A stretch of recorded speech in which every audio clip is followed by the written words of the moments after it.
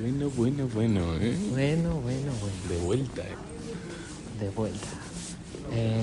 A mí me ha gustado mucho la película, ¿vale? Yo es que tengo que empezar diciendo si me ha gustado o no me ha gustado, pero como buscando en ti una cara de sorpresa o de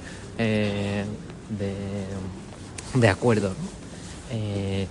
Pero hay que decir que hoy no es muy al salir de sala del todo. Había que explicarlo. Porque Perdón. hoy hemos venido a ver Sala de Profesores, una sesión no de preestreno, ¿no? Porque se estrena el 2 de febrero, pero en la que después de la emisión de la película había un coloquio en directo con si es preestreno, con el director. Es una sesión de preestreno. Sí, pero preestreno no es como los días esos que son como justo antes del estreno. No sé, anunciada estaba como preestreno. Vale. O sea, hemos ido al preestreno. Vale, pues hemos ido al preestreno de Sala de Profesores. Una película que a mí me ha gustado mucho. Y entonces, claro, nos hemos quedado al coloquio en directo. Entonces hay aquí una hora... Coloquio, bonita palabra. Bastante bonita, sí. Hay aquí una hora de dos cosas. Primero, una hora de pozo de la película, ¿no? Sí. No es hay en pozo, caliente. Hay pozo, sí. Hay pozo. Y luego otra es que ha habido comentarios del director y también de otra gente. Sobre todo de otra gente. Casi más de otra gente. Entonces, claro, bueno, no es nuestro estado usual, pero aún así yo creo que queremos comentar cositas, ¿no? Entonces, Sí. Pepe, ¿a ti qué te ha parecido? A ver, sobre lo del coloquio, esa ha sido una bonita experiencia y ahora contaremos también por qué. Y mola, ¿no?, escuchar del director ciertas cosas y demás, pero justo para nuestro caso, para el podcast, creo que no nos viene bien. Porque yo hay muchas ideas que tengo en la cabeza nada más salir de la película, que uno, tú lo has dicho, si posan, se van como construyendo y no me gusta, porque me gusta construirla conforme vamos hablando. Y dos, a lo mejor las nombra el director o alguien de la audiencia y me da coraje, porque la había pensado, era mi interpretación, era mía, ¿no? Y ahora o me la ha confirmado o me la ha desmentido y eso me fastidia. Porque si me la desmiente, yo me quería quedar con esa interpretación, que es mía y es válida. Y si me la reafirma, pues ahora no tiene gracia decirlo, porque ya lo ha dicho el director. Bueno, pero la gente Pero sí, que está escuchando esto a lo mejor no lo sabe. No, claro. Aún así, me ha parecido, o sea, brillante. Una película brillante. Me ha encantado. He estado desde prácticamente el minuto 1 dentro de la película. Me ha abrazado con ese 4/3. Me he sentido abrazado hasta el final de la película. Como le gusta 4/3, ¿eh? Es que no era 4/3, era prácticamente 1/1. Sí, yo creo que estaba como un poco recortada y era como 1/1. Incluso más recortada, era casi un cuadrado perfecto. Te van a poner una vez una peli en un TikTok. No. No sé decir, tío, este Asperratio. No, Este Asperratio como encierra, ¿eh? Es que en esta película, justamente, que tiene mucho de thriller, te encierra, te ahoga el Asperratio. Además de remarcarte a los personajes, como ha dicho el director, ¿no? Pero yo creo que te ahoga el estar siempre enfocado en una cosa, y además que me parece muchísimo más bonito el 4/3 que la pantalla en 16:9. Me parece más... 21/9. No sé cómo decirlo, pero más aesthetic, ¿no? Como me queda más bonito las cosas cuadradas, quizás. No sé. Pero la película me ha gustado muchísimo. El guión, los actores, aunque, bueno, se pierde un poco porque lo hemos visto en alemán, no en versión original. Y me pasa una cosa, y es que Pero el doblaje no me suele gustar, porque creo que pierde la película, pero si no entiendo nada del idioma, también se me pierde mucho, porque estoy mucho más mirando los subtítulos que la propia interpretación. Totalmente en desacuerdo. Porque si es inglés, yo lo entiendo, a lo mejor tengo que mirar alguna palabra, pero el alemán es que, sobre todo al principio, luego ya cuando me he metido en la película sí estaba más en el oído se me ha hecho, ¿no? Pero al principio me costaba entenderles el sentimiento, lo que estaban diciendo, lo que estaban expresando, porque no cogen ni una sola palabra. Entonces me cuesta mucho. A ver, yo es que aquí... Quizás el alemán, en concreto, pues a lo mejor escucho otra película en un idioma que se parece más al castellano, como es el italiano, el francés o cualquier otro, y me llega. Pero sí, depende alemán, también del ritmo, del nivel de diálogos y tal, que aquí era alto, ¿no? Había muchas escenas en las que había varios personajes hablando a la vez, tal. Sí. A ver, yo es que la verdad es que estoy muy acostumbrado. Yo empecé a ver cosas subtituladas cuando no tenía ni pajolera idea de inglés, entonces estoy muy hecho a ver subtítulos y película a la vez, pero bueno, puedo entender eso que dices porque no eres la primera persona a lo que se lo escucho decir. Yo entrando un poco en materia, o sea, la primera cosa que yo quería decir al salir es lo que me ha mantenido muchísimo en la película, es cómo ha ido evolucionando mi manera de identificarme con los personajes y cómo me iba posicionando cada vez con uno, ¿no? Porque al principio la profesora, con ciertas dinámicas que veías en clase, decía, buah, cómo...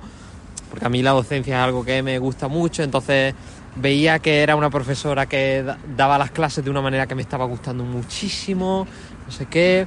Luego te vas a la sala de profesores y empiezan con el caso la acusación de un robo a un niño, entonces ahí es como que dices, joder, es que, madre mía, esta dirección del colegio, qué mal, ¿no? Como que te hacen como odiarla y le cogen mucha ternura al alumno, pero luego va pasando la película y de repente es como que no hay unos personajes buenos y unos personajes malos, y de hecho esas posiciones de el bueno y el malo se van como... Sí, se difumina, ¿no? A lo largo de la película. Se va difuminando y no hay blanco y negro, son todos grises, pero además tonos de grises todo el rato, ¿no? Porque luego hay un momento cuando hay como la revolución, ¿no? Por parte de los alumnos y tal, pues yo en ese momento iba como con ellos a tope, ¿no? Porque además me he sentido identificado por cosas que me han podido pasar a mí, pero claro, luego volvía a los profesores y decía, joder, es que tiene sentido. Luego los alumnos hacían una cosa que digo, tío, esto no me... Y esa sensación como de incomodidad, de nadie lo hace bien, me mantenía súper enganchado. Sí, a mí me pasa un poco lo mismo, pero al revés. O sea, yo no me he sentido identificado con los alumnos, quizá porque el caso me ha parecido... Creo que la película sí te da los datos suficientes como para como para saber de verdad qué está pasando, ¿sabes? No hay un misterio que no sepa o que de verdad diga, bueno, ¿será verdad o no será? Pero sí que la película te pone en el dilema de... Es cierto que lo que nosotros sabemos es que ha ocurrido X cosa. O es claramente ha ocurrido eso, ¿no? Pero al mismo tiempo, y eso le pasa a la profesora, a la maestra, está viendo un desarrollo en los alumnos de cómo se rebelan contra la autoridad, de cómo exigen sus derechos, cómo tienen un periódico incluso dentro del instituto. Entonces, su moral, la moral de la profesora, le impide censurar eso o parar esa medio revolución que está ocurriendo, porque ella siente que es muy positivo para ellos, que eso es lo que tienen que hacer, pero al mismo tiempo van en contra suya. Exacto, es que eso es precioso. Y van en contra de la verdad, o de la supuesta verdad en la que ella está y en la que nos posiciona un poco la película, porque no es del todo neutra, aunque lo intenta ser, pero no es del todo neutra porque claramente ocurre lo que tiene que ocurrir, ¿no? Pero para mí lo interesante de la película está en ese dilema moral que ella siente de la verdad, la moral. O sea, le sigo educando, impongo mi autoridad aquí, aunque ahora hablaré del tema de la autoridad, impongo mi autoridad aquí y corto esto de raíz, pero al mismo tiempo es algo precioso lo que está ocurriendo, entonces tiene ese dilema. Incluso llega a defender al alumno que le pega y hace una cosa que es para expulsarlo de por vida del instituto, y lo defiende, yo creo que con la idea de lo que estoy diciendo, ¿no? De de naturalizar lo que le está ocurriendo a esa persona, de una empatía sobrehumana con el alumno, ¿no? Y a lo que iba de la autoridad, me parece, lo que estaba hablando de que al principio te encanta cómo dirige la clase, hay una cosa que me ha encantado del principio de la película, y es que cuando ella llega a la clase hay como suena de fondo, la banda sonora son instrumentos afinando. Y ella llega como una directora de orquesta que llega Increíble. delante de la orquesta que está afinando y los calla a todos para empezar la clase, le pone orden a ese sonido. Y tiene un paso más, lo de la música. Que Bueno, se va desarrollando durante toda la película. durante toda la película, toda la banda sonora son con instrumentos clásicos. Es una Pero, orquesta, es una... pero siempre es todo el rato como un pasaje de cuerda, un pasaje de viento, un pasaje más tétrico, con pocos instrumentos, hasta el final de la película, donde empieza una obra de orquesta sinfónica. Toda la película pasa, Es que la música está empieza perfecta también. con la orquesta afinando y acaba con la orquesta empezando a tocar la sinfonía. Es increíble. Pues Y el esa primera resto escena- son pasajes de poquitos instrumentos. Claro. Me ha parecido magistral. Cuando he escuchado, cuando he visto esa escena en la que ella es como la directora, digo, ¡buah! Espectacular. Y cuando en el final han empezado la obra, digo, Dios, ¿cómo me has cerrado? ¿Cómo me has cerrado? Porque al final se enlaza un poco con la idea, esto que tú dices, de lo que ella hace, que aunque claramente el instinto de profesor te dice que tienes que parar eso, ¿no? Que hay que hacer una educación, sobre todo, lo repiten durante toda la película en el instituto, tolerancia cero, ¿no? No se tolera nada. Ella les dirige dirige esa orquesta hacia esa revolución también, porque no la para, porque ella siente que no puede pararlo. De hecho, da una entrevista al periódico del instituto, y cuando los demás profesores le dicen, oye, pero ¿por qué has dado la entrevista? Y dice, porque yo no me puedo callar, merecen también el enterarse, ¿no? De ahí el título de la película, que el director ha dicho que era una elección un poco de mercado, ¿no? Que no era algo muy pensado, y luego ha dado la idea de lo que significa para él, pero a mí me parecía como perfecto, porque era justamente eso, la sala de profesores es ese sitio que los alumnos no pueden entrar, que hay como un misterio, esa barrera de información sobre que los mayores estamos decidiendo cosas que vosotros no va con vosotros, ¿no? Y me parece un título perfecto, no sé por qué no estaba tan claro desde el No, principio. yo creo que él decía que no estaba seguro, Uh-huh. pero que cuando lo dio por primera vez se dio cuenta de justo eso que dices tú, ¿no? Que es ese sitio que los alumnos nunca pueden ver, ¿no? Y entonces te da esa curiosidad. Pero lo de la banda sonora me pareció magistral, sobre todo al principio, cuando te marca que ella es la directora de orquesta, es genial. Y cómo va perdiendo también ese control, porque aunque lo que digo, los dirige en esa revolución, no es que ella sea la líder, es totalmente la villana para ellos. Y aún así va perdiendo el control de la clase de una manera que te hace, junto al 4/3, sentirte encerrado allí con ellos, apretado, sin escapatoria. Magistral. Es que me ha parecido increíble. Otro de las cosas que yo he sacado del coloquio es que claramente ya hemos hablado de algunos de los temas de los que trata la película, ¿no? Temas de autoridad y demás, pero claramente hay un tema muy central que es el tema de la verdad, ¿no? Y es muy interesante. En el coloquio el director ha hecho mención a una escena en la que ella le dice al alumno que da igual que lo que se haya robado sea 10 céntimos o 100 euros, ¿no? Que lo importante es ser honesto y el admitir que ha robado, pero luego posteriormente en la película ella miente como para defender a su alumno, ¿no? Entonces, de nuevo ahí otro ejemplo de ese dilema moral. Pero hay muchos otros durante toda la película, muchas otras escenas en las que se trata el tema de la verdad, ¿no? Al principio con la demostración de Una demostración matemática. de una demostración De una verdad matemática, absoluta, eso es.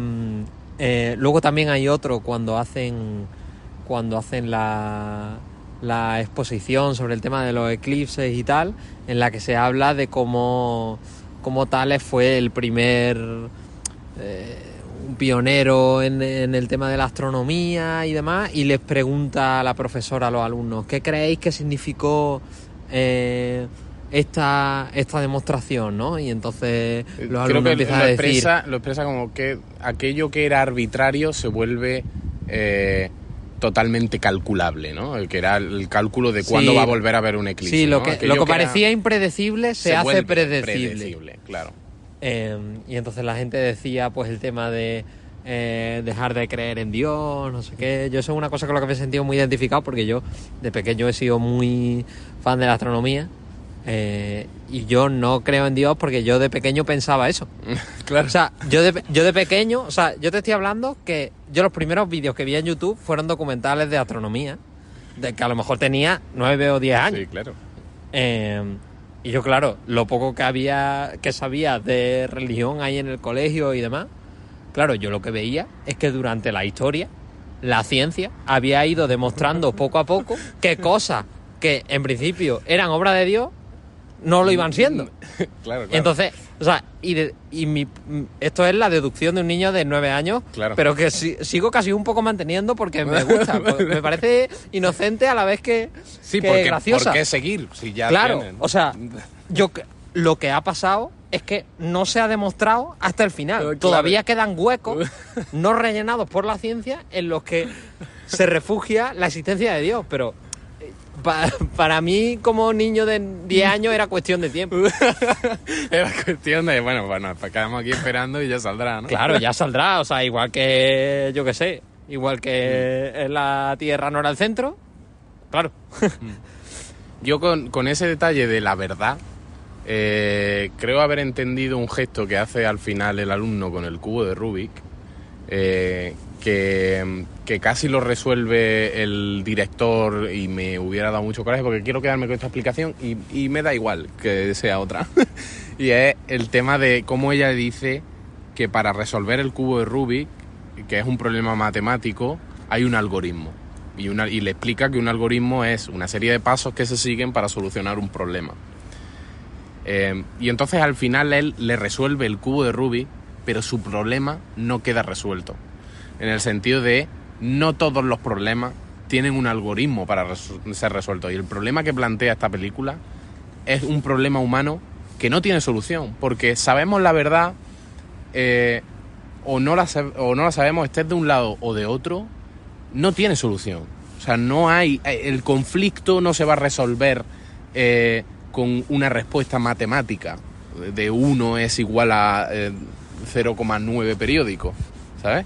No hay tal solución. No estamos ante el cubo de Rubik que al final le das vuelta y lo soluciona. Y al final la solución es sacarlo por la policía a ese niño. Es increíble esa escena, ¿no? En la que la sacan ahí como en un trono. Y muy con una mirada. Le da el cubo de Rubik y se miran como diciendo... Y así es. Sí, es cierto. Es cierto que su mirada es como... Está solucionado, pero no. Está... O sea, está solucionado el cubo, pero no el problema. No te das cuenta de que no todo tiene solución. No todo tiene solución. Es un bastante... Y no todo es una verdad matemática. Bastante buen punto, Pepe. Porque al final, todo el conflicto que parte de obviamente unos robos, parte de dos personas no queriéndose entender. Porque lo fácil que hubiera sido...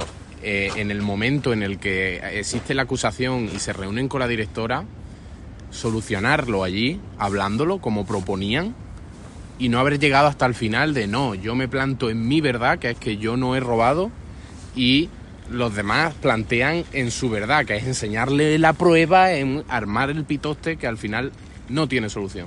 Porque por una parte una persona ha robado y por otra parte otra persona ha grabado sin consentimiento. Entonces ahí hay un vacío en el que están todos cogidos, están todos atrapados en un 4/3 precioso. Ese es para mí el personaje de la madre de Oscar. Es para mí el único personaje que verdaderamente es el villano de la película, ¿no?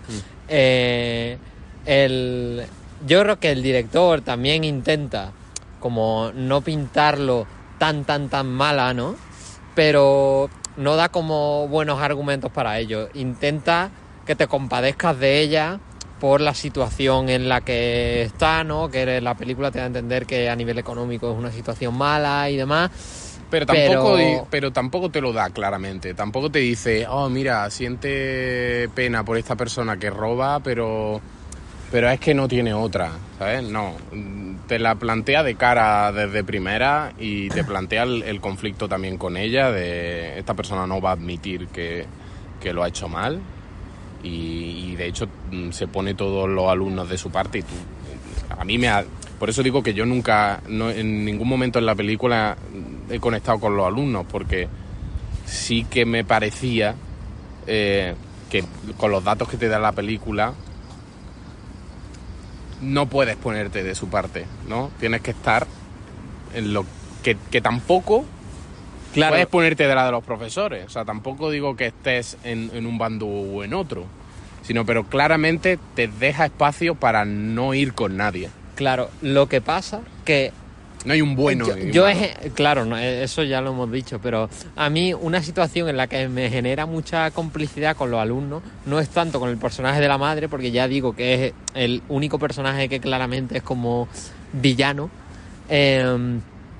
Si hubiera que decir un malo diría ese, pero sí que te intenta generar mucha empatía con la situación de Oscar, ¿no? Porque él realmente es un niño bueno, y demás, y él intenta defender a su madre, aunque... Y empatizas con todos los estudiantes también, en el sentido de estar ante una injusticia, y cuando montan el periódico, ¿no? Y le hacen la entrevista y demás, y el intentar revolucionar de alguna y marcarte una huelga, ¿no? De aquí nadie va a hacer nada hasta que esto se solucione, porque no nos contáis nada, porque no sabemos, no tenemos los datos, nos acusasteis a nosotros primero. Entonces, cómo se rebelan, también hay empatía ahí. Pero tampoco es que te pongas de su lado y decir qué bien lo están haciendo los chavales. Simplemente hay empatía de decir, joder, es que yo también he sido joven y he sentido, bueno, sigo siendo joven, ¿no? Pero he estado en el instituto y he sentido esa rabia y claro, o sea, yo creía... Tú tienes una anécdota muy buena que a mí me has contado, que encaja un poco con este sentido de revolución que a mí me has contado, la anécdota de los pantalones. ¿Anécdota de los pantalones?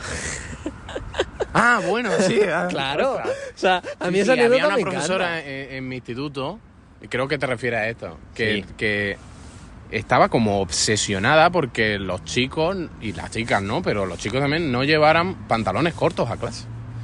Que era en un sentido un poco absurdo, porque no estoy hablando de unos pantalones cortos rollo voy en tanga a clase, no, estoy hablando de pantalones cortos normal que me llegan por las rodillas. O sea, está como obsesionada esa señora con que no lo llevásemos. En el contexto de que el instituto dura hasta junio. Claro, estamos en Córdoba, o sea, no voy a ir al instituto a 40 grados en vaquero, o sea, ¿qué está hablando, señora? No.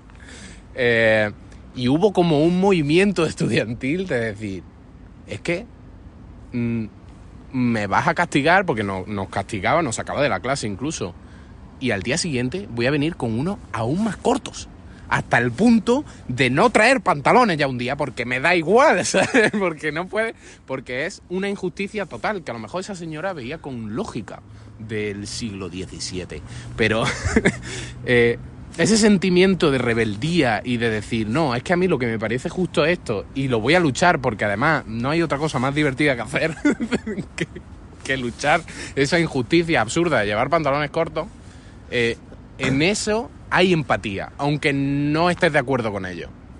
Hay empatía en la situación. Claro. Entonces, Claro. No sé, me ha parecido magistral la película, ¿eh? Mi situación similar, un poco de rebeldía, fue una cosa bastante más trágica. En mi instituto, en tercero, se hacía todos los años un intercambio a Francia, ¿vale? Y bueno, pues a mitad del curso, así, vinieron unos estudiantes franceses aquí a España y luego al paso de unos meses íbamos nosotros, ¿no? Bien, pues pasó que esto, pues ya digo, estábamos en tercero de la ESO, 15 años, cosas así. Alguna gente a lo mejor empezaba sus primeras tomas de alcohol, sus primeros botellones, porque es así. Esa es la realidad. Y uno de los franceses bebió mucho, se puso muy malo, le dio un coma etílico, se lo tuvieron que llevar al hospital. Allí las profesoras del intercambio a las 4 de la mañana. Franceses siempre fastidiando, ¿eh? Sí, lo que pasa es que, bueno, él era como que tenía problemas en su casa y demás, y él se acabó juntando con gente de aquí de España, que fue la que compraron el alcohol y demás. Entonces, claro, ahí hubo una situación muy dramática y luego nos encerraron a todos un recreo en la que cada uno de forma anónima tuvo que escribir en un papel lo que había pasado. Muy lo que pasa en esta película, ¿eh? Un poco, por eso es que me ha recordado muchísimo. Sí. Que todos hemos podido vivir situaciones iguales. Y bueno, al final yo lo que sabía, porque yo vi a esta persona muy mala, porque era el francés de un muy amigo mío y demás, pero yo... Era su francés. Sí, porque cada uno tenía su francés. Pero me ha hecho gracia la expresión de era el francés, como era el hermano, ¿no? Era claro, el era... de bueno, un amigo mío. Es que no iba a pararme a decir el estudiante de intercambio de... Sí, pero...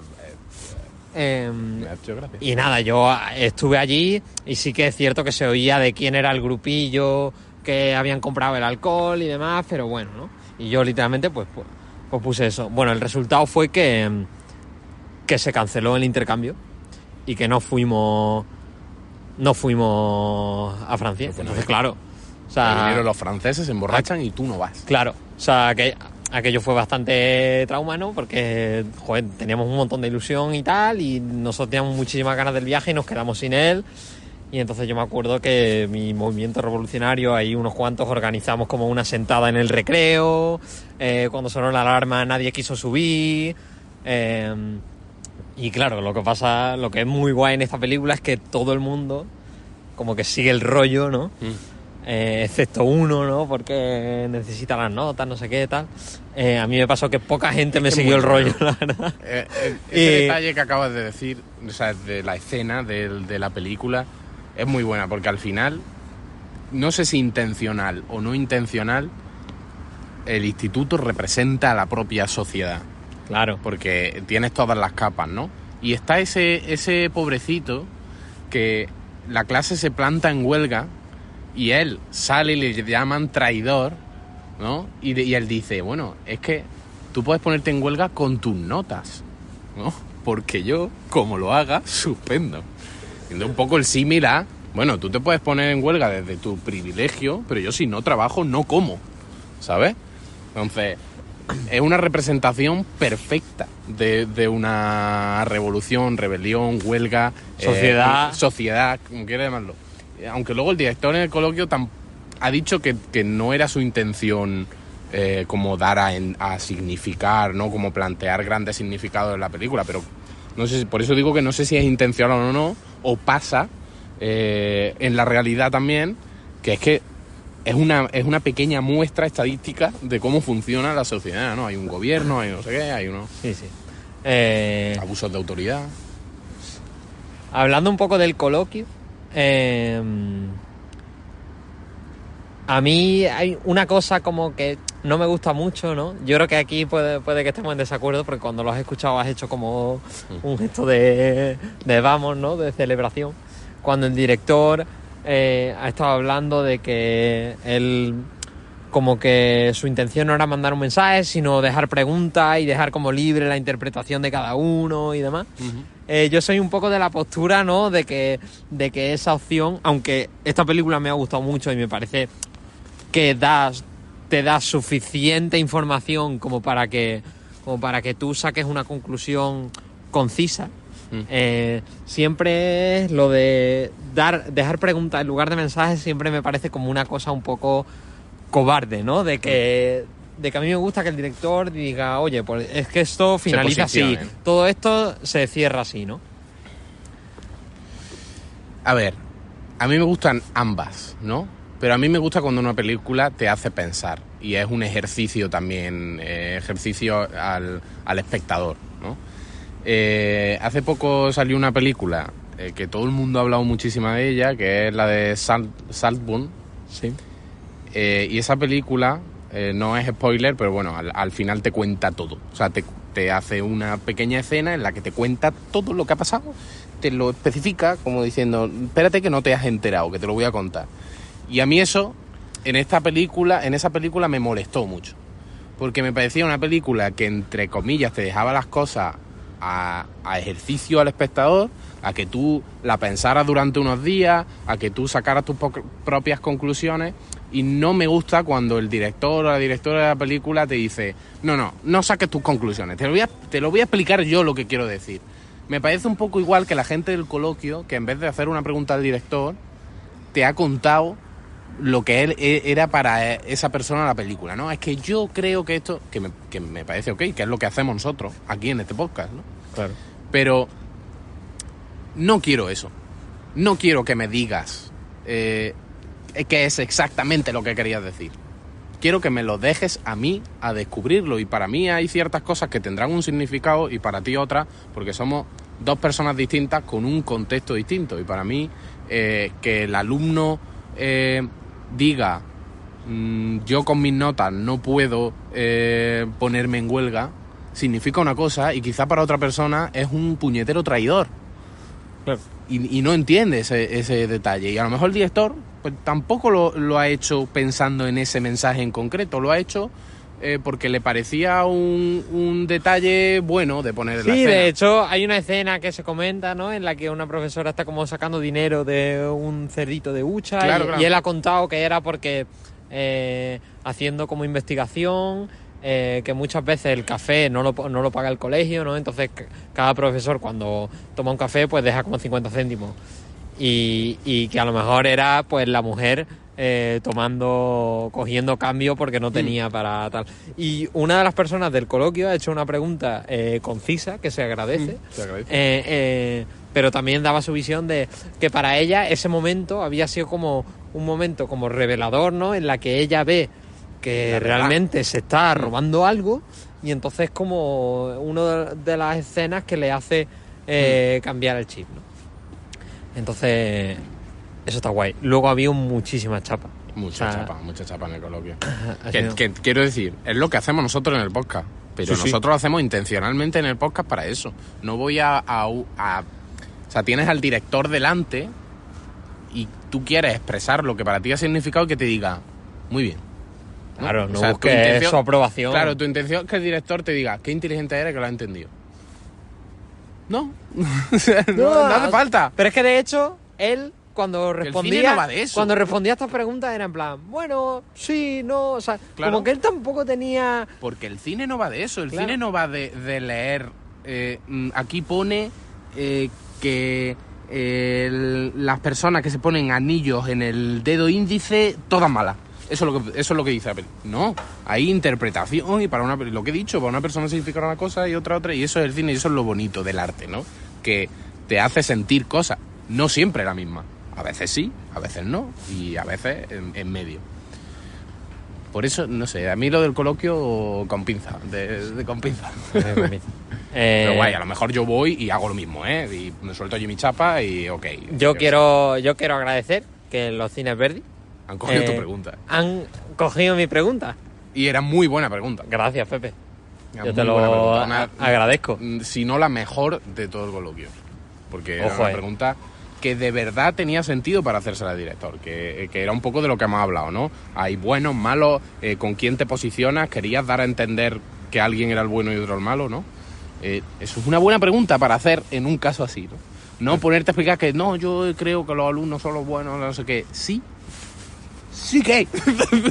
¿No? Sí que. Su respuesta, por si alguien tiene curiosidad, era que de hecho él pretendía como darle esos tonos blancos y negros a todos los personajes, y hace mención al profesor Lieberden o algo así, era su nombre, que es como muy el malo, que se enfada mucho con ella a raíz del tema de la revista y tal, pero también tiene mucho sentido su posición, ¿no? Porque lo están acusando a la dirección de racismo. Él además es una de las personas que más ha sufrido robos. Entonces, claro, es como que todos los personajes tienen sus puntos a favor y sus puntos en contra.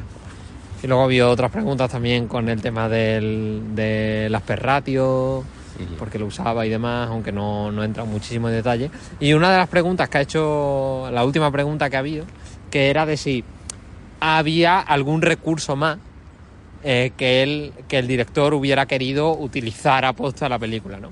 Y él ha comentado, que me parece curioso, que no, que simplemente con su directora de producción, primero tratan el guión, primero tema de actores y luego que esas cosas técnicas vienen detrás. Eso depende mucho también del director, del estilo. Hay directores que son muy técnicos en el sentido de que lo hacen todo con 3.000 vueltas técnicas. Spielberg es un poco así en ese sentido, no te cuenta que tu madre se ha ido, te lo cuenta dándote 80 metáforas visuales de cómo se va, por dónde se va, tal. Y hay directores que son más, este es mi guión es lo importante porque son más escritores que directores, y otra gente es más directora que escritora, y bueno, cada uno pues es su película, que para eso claro, incluso una misma película puede encajarla de una manera. A mí, cuando el director ha dado esa respuesta, me ha venido a la cabeza 1917. Que digo, 1917 no es una película que alguien haya escrito el guión, haya hecho el reparto y luego haya dicho, oye, ¿y si hacemos la película en un plano secuencia? Oye, pues yo creo que le pegaría el plano secuencia a esta película. Claro, es un ejemplo perfecto, claro, o sea, yo creo que esa película, claramente, en un punto bastante temprano de su elaboración, tenía bastante claro que quería utilizar ese plano secuencia porque la película está muy hecha para eso, ¿no? Claro, y porque tú no haces un guión de una peli bélica y me pego un tiro en el pie. ¿Lo es? Me pego un tiro en el pie, ¿quieres ver cómo lo hago? ¡Pum! No, el plano secuencia daba pie a un guión como el que tiene la película. Si no, si tú quieres hacer un plano secuencia, pero hay una escena que es aquí y otra en San Petersburgo, lo siento, no puedes hacer un plano secuencia cuando te montas en un avión y estás 4 horas ahí, o sea, no puedes. Hay películas que lo hacen, ¿no? Como Birdman, que cambian de escena así extrañamente, pero bueno, no era el objetivo de esa película. Pero sí, no sé. Y ya está, eso. ¿Alguna recomendación, Pablo? Eso es todo. Sin alargarnos mucho. Wow, sección de recomendación. De película de profe. Película, a ver, yo, El maestro que prometió el mar, sé que es muy reciente y la hemos visto hace poco, pero a mí me gustó mucho, va un poco también de la educación. Pero, guau, debo de tener cosas, ¿eh? Espero que si has lanzado esto es porque tienes una recomendación. Viendo esta película, que es Los chicos del coro. Ah, Los chicos del coro. Muy buena película. Los chicos del coro. Una historia fascinante, basada en hechos reales. Y creo que si te gusta esta película, también te va a gustar Los chicos del coro. Y al revés. Si te ha gustado Los chicos del coro, es una película que tú dices me gustó, como muchísima gente, esta película te va a gustar. Muy buena recomendación. Les Choristes. Correcto. Pues nada, esto es todo.